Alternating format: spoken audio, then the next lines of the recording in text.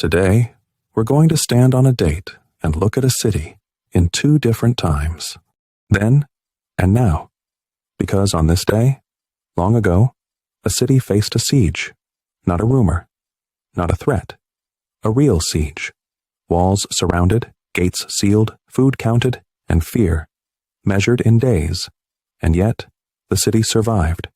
So our story today is then versus now, the city that survived a siege on this date. First, let's go back. Then, the city wasn't a skyline. It was a fortress. Stone walls, narrow streets, watchtowers, and people who listened for danger, the way we listen for weather. Outside the walls, tents appeared, fires, drums, orders shouted in the dark. An army arrived, and with it, the simple plan of every siege. Wait them out, cut the roads, block the river, stop the trade, starve the market, break the morale, because if you can't take the city fast, you squeeze it until it opens.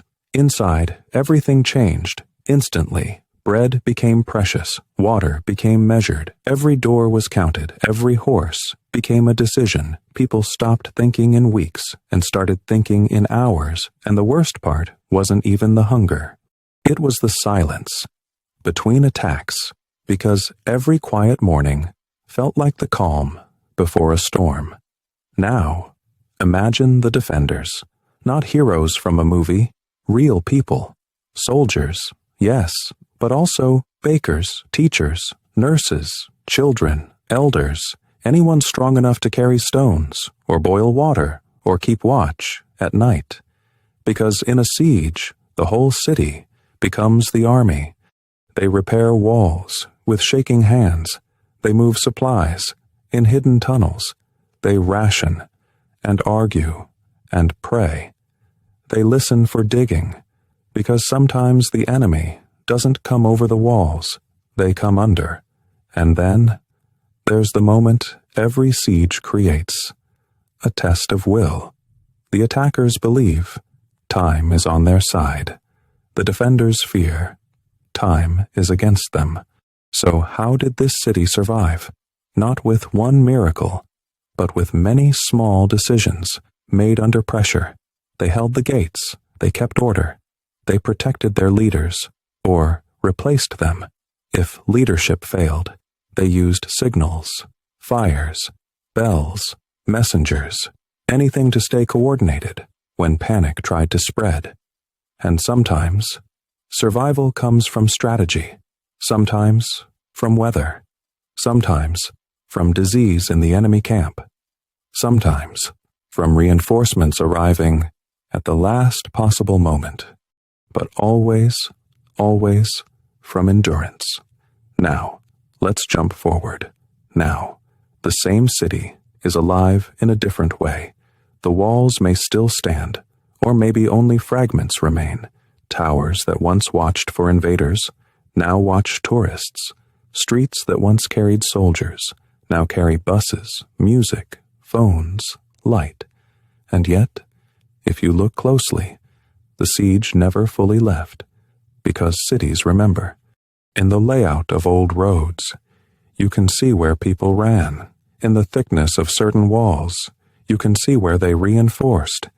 In underground passages, you can feel the urgency of those nights. Even the names of places can carry the echo. Gate of, fortress of, old wall. These aren't just labels. They're memories, turned into stone. Then, survival meant not falling. Now, survival means still standing, with a story. Because the city didn't just survive a siege, it survived time. It survived rebuilding. It survived the long aftermath, when the fighting stops, but wounds remain. Think about that. After the siege, there would have been silence, empty streets, broken roofs, families missing. And still, people cleaned, repaired, planted, traded, and began again. That's the part history often skips. The morning after. Now, when you walk through that city today, you might hear laughter. You might smell food. You might see lights in windows, and it feels normal. But on this date, the city remembers that normal is earned. So, then versus now isn't just about architecture. It's about a question. What does it take for a place to survive? Then, it took walls, discipline, and the courage to endure when every day felt like the last. Now, it takes memory, identity, and the will to keep building, even when the past tries to pull you back. And here's the final thought, the reason we tell this story today. A siege is meant to break a city, but this city didn't break. It bent, it suffered, it lost, but it stayed, and that's why, on this date, we look at it twice.